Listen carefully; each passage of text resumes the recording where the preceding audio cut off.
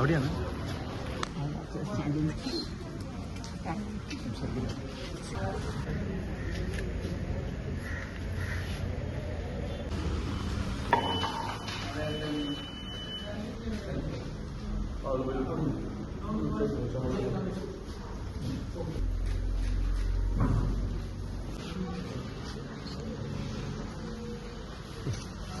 രാവിലെ ബൂത്തിലൊക്കെ അത്യാവശ്യം നല്ല ആളുകളുണ്ട്. സ്ത്രീ വോട്ടർമാരൊക്കെ കാര്യമായി കാണുന്നു. എങ്ങനെയാ കാണുന്നു? ഞങ്ങൾക്ക് ശുഭാപ്തി വിശ്വാസമാണ് ഈ ഇലക്ഷനിൽ. അത് റൈറ്റ് ഫ്രം ദ ബിഗിനിങ്. തുടക്കത്തിൽ തന്നെ ഞങ്ങൾക്ക് ഒരാവേശകരമായ മുന്നേറ്റമാണ് ഓരോ ദിവസവും കഴിയുമ്പോൾ കാണാൻ സാധിക്കുന്നത്. ഇത്തവണ ഞങ്ങളെ സംബന്ധിച്ചിടത്തോളം ഒരു റെക്കോർഡ് ഭൂരിപക്ഷത്തോടുകൂടി തന്നെ കേരളത്തിൽ ഞങ്ങൾ അധികാരത്തിൽ തിരിച്ചു വരുമെന്നാണ് എൻ്റെ പ്രത്യാശ. ഭൂരിപക്ഷം സംബന്ധിച്ചൊക്കെ ഒരു കണക്കുണ്ട്. അപ്പോൾ പ്രതിപക്ഷ നേതാവൊക്കെ പ്രകടിപ്പിക്കുന്ന ഒരു ആത്മവിശ്വാസം 100-ലധികം സീറ്റെന്നാണ്. അതെ, അങ്ങനെ ഒരു കണക്കുണ്ടോ? ഞാനങ്ങനെ കൃത്യമായിട്ട് കണക്കുകൾ പറയുന്നില്ല, പക്ഷേ വളരെ ഇമ്പ്രസീവായിട്ടൊരു മാർജിൻ ഞങ്ങൾക്ക് കിട്ടും, ഭൂരിപക്ഷം കിട്ടും. അവസാന ദിവസങ്ങളിലൊക്കെ ഇപ്പോൾ പലതരം സംവാദം. കോൺഗ്രസിന്റെ ഒരു മുഖ്യമന്ത്രി ഇവിടുത്തെ മുഖ്യമന്ത്രിയോട് പോമോനെ വിജയ എന്ന് പറയുന്നു. മുഖ്യമന്ത്രി തിരിച്ച് ഒരു മറുപടി പറയുന്നു. അപ്പോൾ എങ്ങനെയാണ് താങ്കളൊക്കെ രാഷ്ട്രീയത്തിലെ മൂല്യത്തെ സംസ്കാരത്തെ കുറിച്ചൊക്കെ പറയുന്നത്? കോൺഗ്രസിന്റെ മുഖ്യമന്ത്രിയാണ് ഇത് തുടങ്ങി വെക്കുന്നത്. ഇത്തരം ഒരു സംവാദം അതിന്റെ രീതിയൊക്കെ എങ്ങനെ കാണുന്നു? അത് ആര് എന്നുള്ള പ്രശ്നമില്ല. നമ്മളൊക്കെ തന്നെ പൊതുപ്രവർത്തകന്മാരും രാഷ്ട്രീയ നേതാക്കന്മാരൊക്കെ തന്നെ തീർച്ചയായിട്ടും ഒരു സംയമനം പാലിക്കണം. നമ്മുടെ സമൂഹത്തെ നമ്മൾ മുന്നിൽ കണ്ടുകൊണ്ട് മാത്രമേ എല്ലാ കാര്യത്തിലും പ്രതികരണം നടത്താൻ പാടുള്ളൂ എന്നാണ് എൻ്റെ അഭിപ്രായം. പിന്നെ ഈ തെരഞ്ഞെടുപ്പിനെ കുറിച്ച് എനിക്ക് പറയുമ്പോൾ നമ്മുടെ തെരഞ്ഞെടുപ്പ് ഉത്തരേന്ത്യൻ സംസ്ഥാനങ്ങൾ നമ്മൾ കണ്ട പണം കൊടുത്തുകൊണ്ട് വോട്ട് വാങ്ങുന്ന ഒരവസ്ഥയിലേക്ക് ഈ തെരഞ്ഞെടുപ്പ് അധപ്പതിക്കുന്നതിനെ കുറിച്ചിട്ട് എനിക്ക് ദുഃഖമുണ്ട്. എന്നാൽ പാലക്കാട്ടെ സംഭവങ്ങളൊക്കെ ഒന്ന് കണ്ടുകൊണ്ട് അതാണ് എനിക്ക് പറയാനുള്ളത്. ഞാൻ ആ സംഭവങ്ങളെക്കുറിച്ച് കൂടുതൽ പറയാതിരിക്കുന്നത് ഇത് സംബന്ധമായിട്ട് കേസെടുത്തെന്ന് ഞാൻ മനസ്സിലാക്കുന്നു. ഇലക്ഷൻ കമ്മീഷനും വളരെ ഗൗരവത്തോടുകൂടി തന്നെ ഞാൻ കാണുന്നെന്നാണ് എനിക്ക് പറയാനുള്ളത്. പിന്നെ പണത്തിൻ്റെ ആധിപത്യം തെരഞ്ഞെടുപ്പിൽ വന്നു കഴിഞ്ഞാൽ ആ ജനാധിപത്യത്തിൻ്റെ ആ സൗന്ദര്യം നഷ്ടപ്പെടും. അത് ശരിയല്ല. അതിൻ്റെ അന്തസ്സത്ത നഷ്ടപ്പെടുന്ന ഒരു നിലപാടായിരിക്കും നാളെ വരാൻ പോകുന്നത്. ഇപ്പോൾ താങ്കൾ വോട്ട് ചെയ്യുന്ന ഇവിടെ ചോമ്പാൽ, ഇവിടെ പതിവായിട്ട് വോട്ട് ചെയ്യുന്ന സ്ഥലം വടകര. ഇതാണ് പ്രതിപക്ഷ നേതാവൊക്കെ പലപ്പോഴും പറയുന്നത് ഇത്തവണ ഞങ്ങളാണ് യഥാർത്ഥ ഇടതുപക്ഷത്തിന്റെ കൂടി പിന്തുണ കിട്ടുന്നതാണ്. അങ്ങനെ കരുതുന്നുണ്ട്. ഇത്തവണ CPM-ന്റെ കൂടി അല്ലെങ്കിൽ LDF-ന്റെ കൂടി ആളുകളുടെ ഒരു സപ്പോർട്ട് ഉണ്ടാവുന്നു. ഞാൻ ഇന്ന് മാത്രമല്ല, ഞാൻ എല്ലാ കാലത്തും ഇടതുപക്ഷമാണെന്ന് വിശ്വസിക്കുന്ന ആളാണ്. കാരണം ഇടതുപക്ഷം എന്ന് പറഞ്ഞു കഴിഞ്ഞാൽ ഞാൻ സ്വയം ഇടതുപക്ഷം എന്ന് പറഞ്ഞിട്ട് കാര്യമില്ലല്ലോ.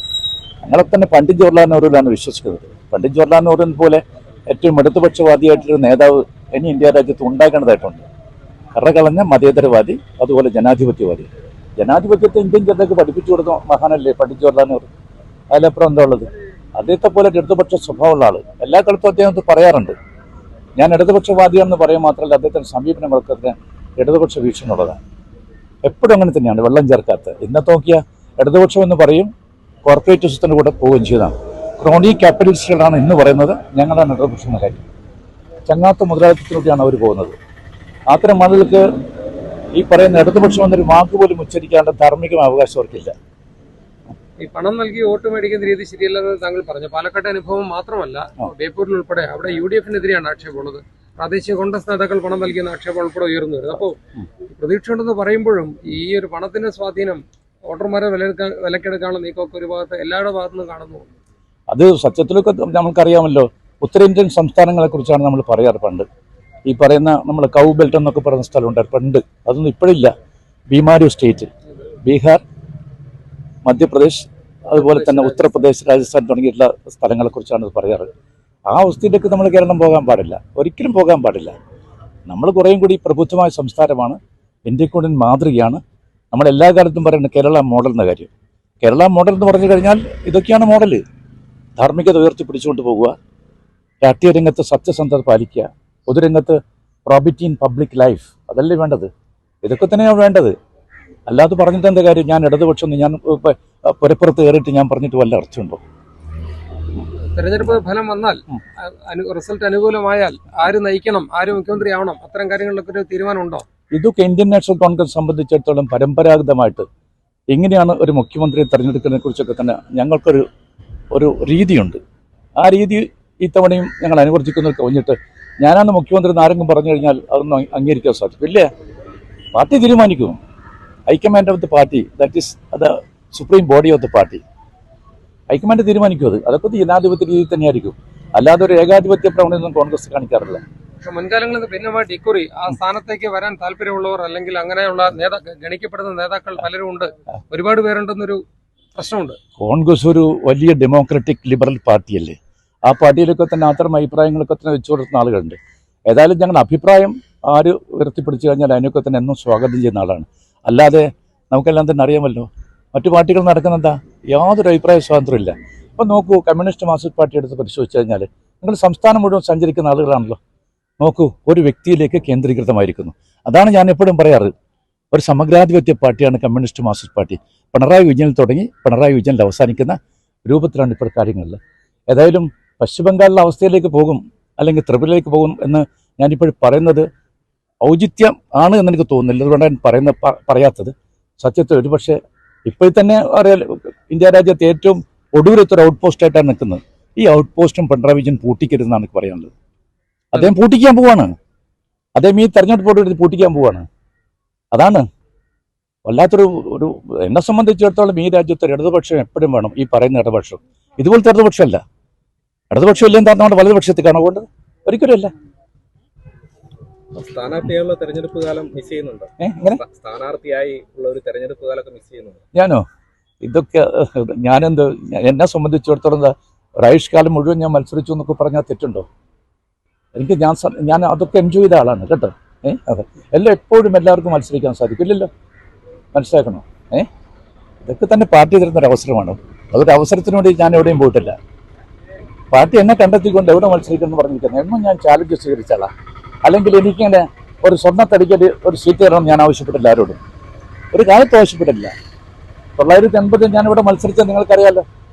ആ കാലം തൊട്ട് എല്ലാ തെരഞ്ഞെടുപ്പിലും എന്നെ വിളിച്ചുകൊണ്ടാണ് സീറ്റ് തരാറ്. ഞാനൊരു സീറ്റിനും എവിടെയും പോയിട്ടില്ല. ഇതാണ് എൻ്റെ ഒരു ജീവിത ശൈലി എന്നൊക്കെ പറയുന്നത്. രാഷ്ട്രീയ തത്വം അതാണ്.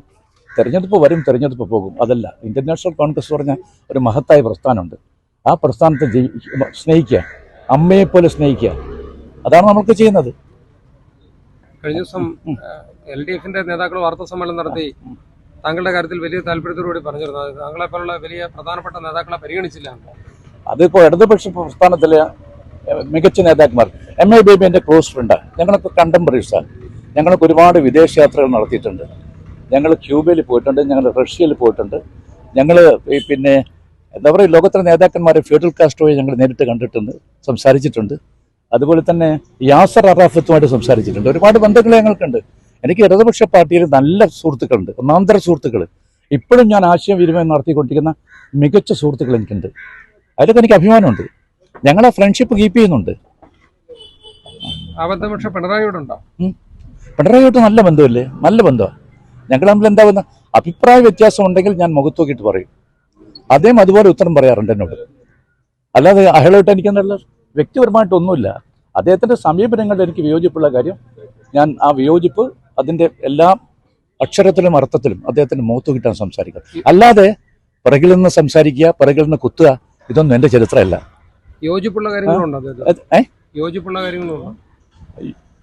യോജിപ്പുള്ള കാര്യങ്ങൾ എന്നൊക്കെ പറഞ്ഞാൽ സമീപനങ്ങളൊന്നും ഇപ്പോഴെങ്കിലും സഹിക്കില്ല.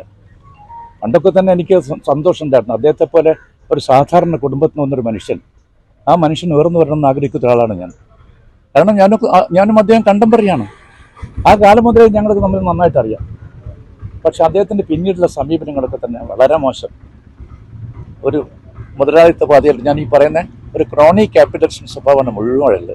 ആരോഗൻസ്, ധാർഷ്ട്യം, ധിക്കാരം, അതൊന്നും ഒരു ജനാധിപത്യ സംവിധാനത്തിലെ നേതാവിന് യോജിച്ചല്ല. ഇതുപോലെ നല്ല സുന്ദരിയായിരിക്കണം. അപ്പോ കല്യാണ പെണ്ണോ? അത് ചിറ്റപ്പന്റെ ഇഷ്ടം. ഇത് മതിയോ? ചിറ്റപ്പ. പാർക്കോ ഗോൾഡൻ ഡയമണ്ട്സ്.